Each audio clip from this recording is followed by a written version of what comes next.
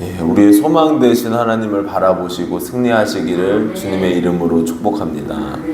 오늘 시편 149편은 저장 연대와 또 시인은 정확하게 알 수 없습니다. 하지만 바벨론 포로기 이후에 성전을 재건하고 지은 시편으로 보고 있어요. 그래서 절망 가운데 소망이 되신 하나님, 그리고 승리를 주시는 그 하나님을 찬양하고 높여드립니다. 우리의 삶 속에도 이렇게 하나님 앞에 찬양과 영광을 올려드리기를 축복합니다. 첫 번째로 고통 중에서도 찬양을 잃지 말아야 된다 말씀을 하고 있어요. 살아가면서 삶이 좋을 때도 있잖아요. 그럴 때야 뭐 흥얼거리면서 찬양도 부르고 기쁨도 있고 그렇습니다. 그러나 심하게 힘들고 좌절되고 정말 어딜 봐도 도와줄이 하나도 없을 것 같을 때가 있단 말이에요. 그럴 때 우리는 어떻게 해야 되는가? 그런 절망과 좌절 앞에서도 찬양을 잃지 말라 이렇게 말씀을 하고 있습니다. 소망을 하나님께 두라는 거죠. 그럴 때 하나님께서 역사하시고 행하실 줄로 믿습니다. 이 복음 성가 중에 모든 상황 속에서라는 찬양이 있습니다. 그 가사가 모든 상황 속에서 주를 찬양할지라 주는 너의 큰 상급 큰 도움이시라 주의 얼굴 구할 때 주의 영을 부으사 크신 사랑 안에서 주를 보게 하소서. 아멘. 그러니까 모든 상황 속에서라는 거예요. 그러니까 기쁘고 즐거울 때뿐만 아니라 상황이 너무 어렵고 낙심되는 상황, 그 모든 상황 속에서 하나님을 바라보고 하나님을 의지하면 하나님이 상급이 되어주시고 소망이 되어주신다고 말씀하십니다. 그래서 우리가 하나님 앞에 늘 소망을 품는 거예요. 그러니까 찬양을 할 수 있습니다. 오늘 시인도 마찬가지로 하나님 앞에 새 노래로 찬양하라 고백합니다. 우리 1절에서 3절까지 말씀 같이 보도록 하겠습니다. 할렐루야, 새 노래로 여호와께 노래하며 성도의 모임 가운데에서 찬양할지어다. 이스라엘은 자기를 지으신 이로 말미암아 즐거워하며 시온의 주민은 그들의 왕으로 말미암아 즐거워할지어다. 춤추며 그의 이름을 찬양하며 소고와 수금으로 그를 찬양할지어다. 아멘. 새 노래로 하나님을 찬양하라 말씀을 하고 있습니다. 그러니까 포로의 삶을 살았다면 참 고통과 아픔이 많았을 것입니다. 지난번에 살펴본 것처럼 바벨론 사람들이 이 포로로 잡혀간 이스라엘 사람들에게 어떻게 조롱을 했습니까? 하나님을 향한 찬양을 해봐라. 너네 그 이스라엘에서 불렀던 그 찬양한 곡 좀 해봐라. 이러면서 하나님도 조롱하고 자신들도 조롱당했다는 거죠. 이런 멸시와 무시 가운데서 그 상황을 뛰어넘어 새 노래로 하나님을 찬양하라 말씀을 하고 있어요. 회복시키신 하나님, 능력을 주신 하나님을 찬양하라고 말씀합니다. 그러니까 모든 상황 속에 하나님이 왕이 되어주신다는 거예요. 그래서 우리의 삶을 통치하시고 다스려 주십니다. 절망과 어려운 상황이 있어도 찬양을 잃지 마시고 소망을 잃지 마시고 하나님 앞에 감사의 고백을 올려드림으로 승리하시기를 축복합니다. 두 번째로 구원의 기쁨을 갖고 담대하게 살라 말씀을 하고 있어요.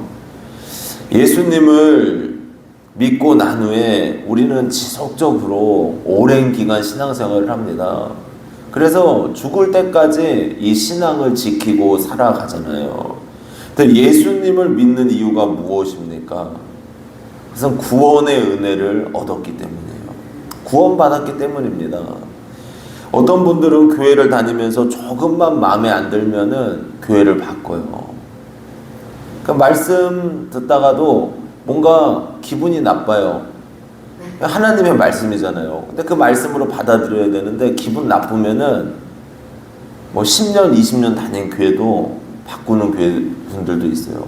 또 어떤 경우에는 자기에게 유익이 없다 생각하면은 교회에 다니는 것도 그만둘 뿐만 아니라 신앙을 저버리는 사람들도 있습니다.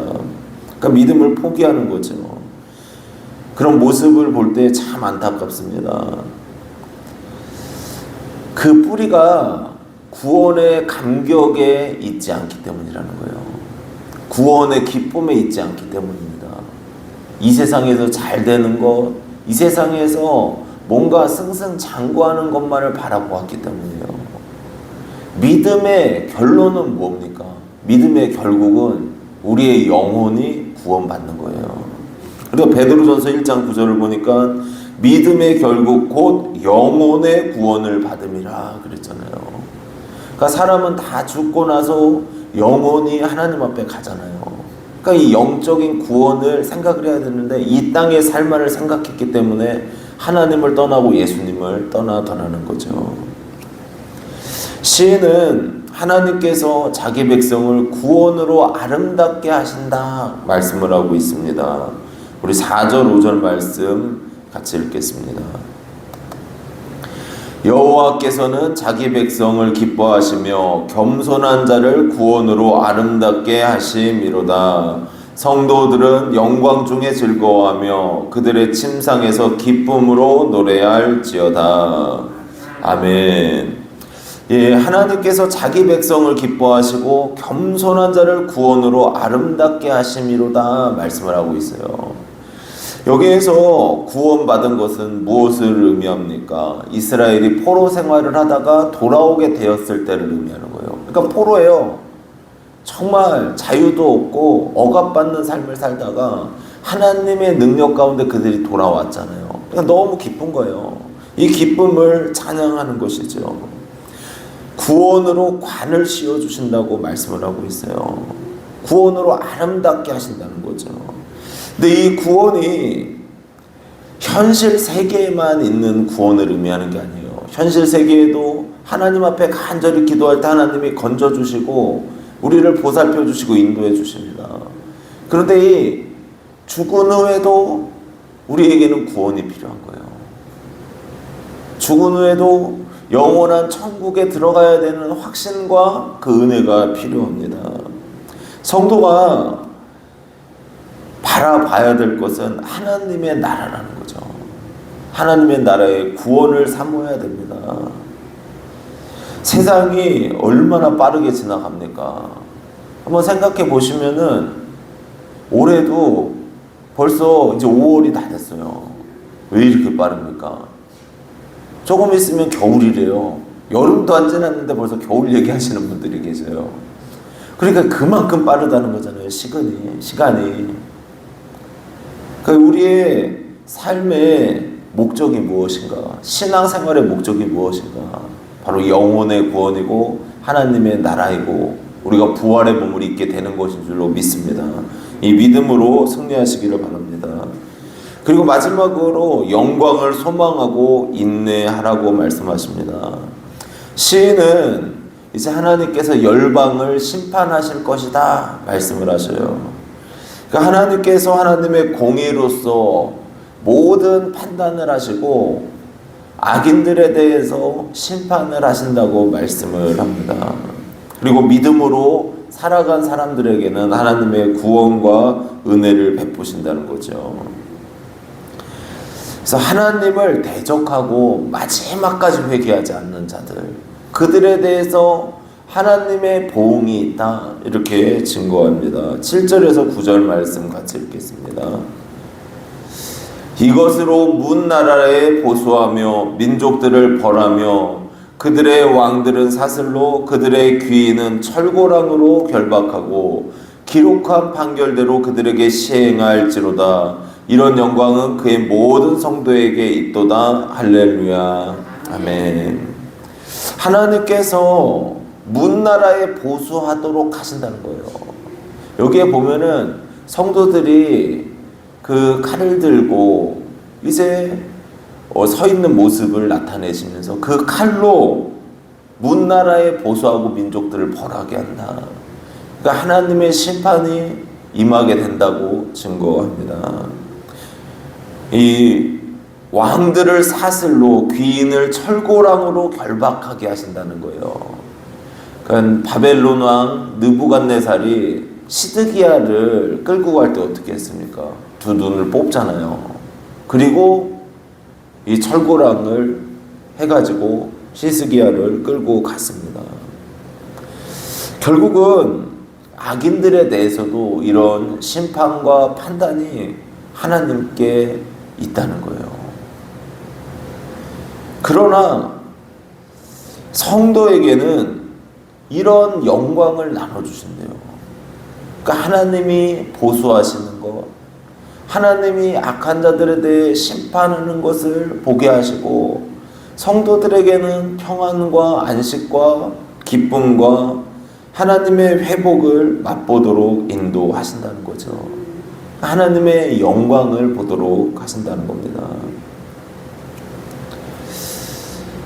이 성도가 살아가면서 진정으로 기대해야 되는 것은 하나님의 역사죠.